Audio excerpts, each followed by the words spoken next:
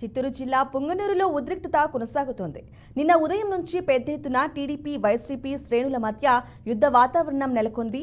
YCP MP Peddireddy Mithun Reddy పుంగనూరుకు రావడంతో ఈ సమస్య తలెత్తింది. మిథున్ రెడ్డి మాజీ ఎంపీ రెడ్డెపై ఇంట్లో ఉన్న విషయం తెలుసుకున్న టీడీపీ శ్రేణులు పెద్ద ఎత్తున అక్కడికి చేరుకున్నారు.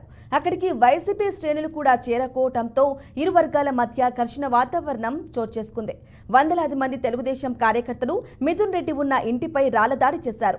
ఈ దాడిలో పలు వాహనాలను ధ్వంసమయ్యాయి.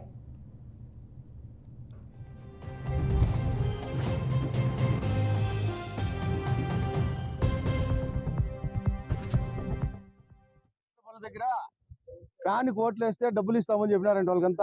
వాళ్ళంతా వాళ్ళ మాట ప్రకారం ఓట్లు వేసినారు, వాళ్ళ మాట వాళ్ళు చెల్లించుకున్నారు.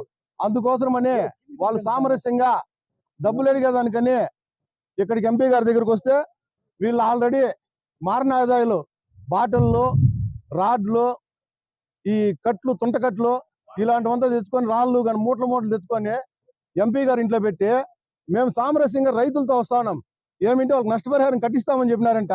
అది ఏం దాని పరిస్థితి అడిగి కనుక్కున్నామని చెప్పినాం. ఇదే కాకుండా గోపిశెట్టిపల్లి దగ్గర ఒక ఫ్యాక్టరీ కడతా ఉన్నారు. దానికి 68 ఎకరాలు 70 ఎకరాలు వాళ్ళకి ఇచ్చినారంట.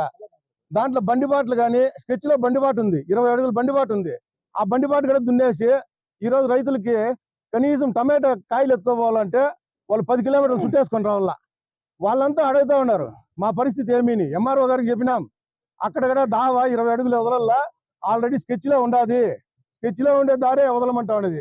వీళ్ళు ఫ్యాక్టరీ వాళ్ళు ఏమిరా అంటే మాకు ఆ రోజు ఉన్న కలెక్టర్ గారు ఇచ్చినారు, ఎంఆర్ఓ గారు ఇచ్చినారు, మినిస్టర్ గారు ఇచ్చినారు అని చెప్తా ఉన్నారు.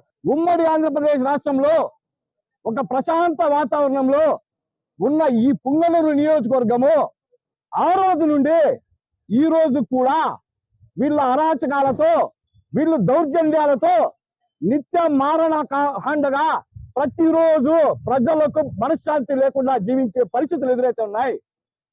ఈరోజు ఆయన మూడోసారి ముచ్చటగా పార్లమెంటు సభ్యుడైనాక ఎన్నికల సమయంలో పుంకాలుగా వాగ్దానాలు చేసి ఆయన విద్యార్హత ఏమో నాకైతే తెలియదు, కానీ సభ్య సమాజం సిగ్గుపడే విధంగా విఘ్నులు సైతం తల వంచుకునే విధంగా ఆయన మాట్లాడినాడు.